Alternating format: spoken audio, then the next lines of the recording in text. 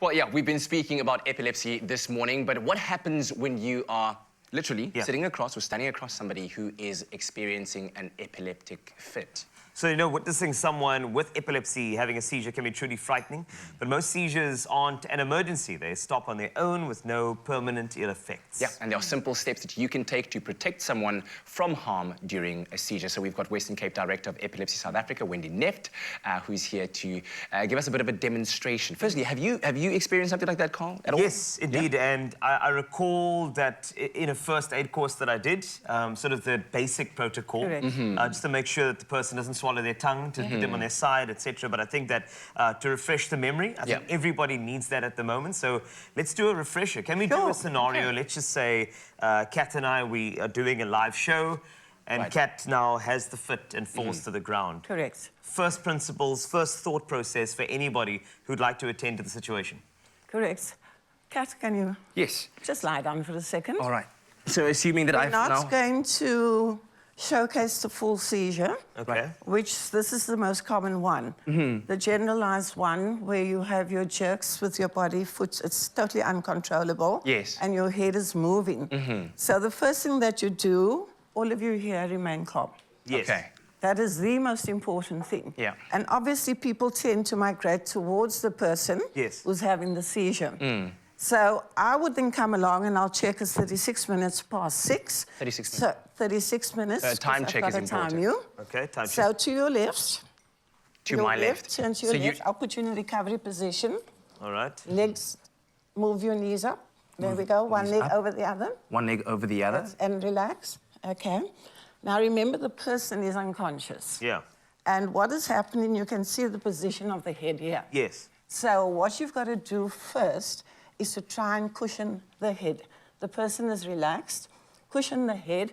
If there are no cushions, take a jacket. Also what I say is use your elbow so that the head can jerk against your elbow and not the ground. Hard floor. Correct. So you'll also see you've got to open up the airways. Wendy, like can we try and... The other way around, sure. So we can... So that the audience can see. The airway being cleared. Correct.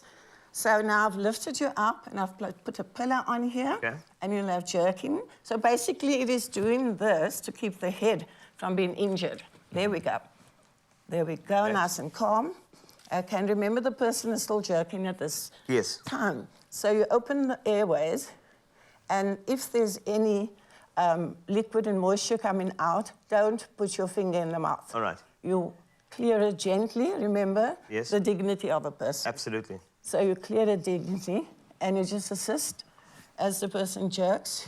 You just make sure he comes back to the recovery position and then wait and be calm, most importantly. It is the most common neurological condition. So that is the importance of us in very common sense, basic seizure management. So the person is there, I'm timing it. And it's been 2 minutes. Right. That's still fine. And please, I'll do the don'ts. Do not put anything into the mouth. Do not put anything. What is happening is that the muscles might be contracting. Yeah. And all that's going to happen to you is going to bite your finger. So don't do that.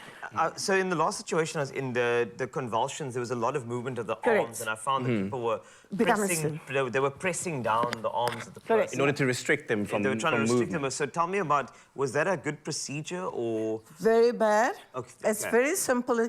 I think we as people, we want to help. Yes. And we think the way to help is to, this is a better position. Stay down, stay down. All right.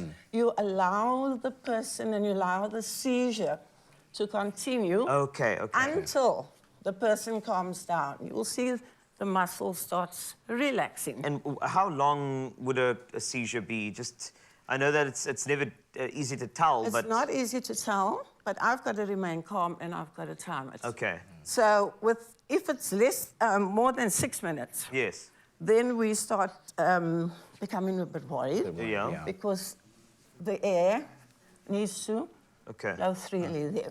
So when it's 6 minutes, then seek help.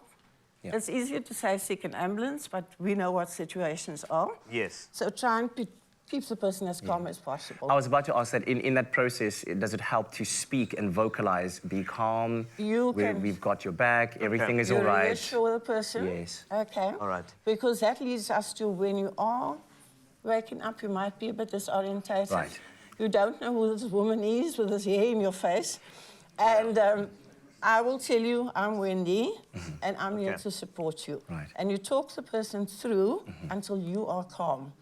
But importantly, Yes. there's lots of myths about putting things in the mouth, Yes. burning. Now remember, if you have a flame in front of your nose, then you won't be able to breathe. Yeah.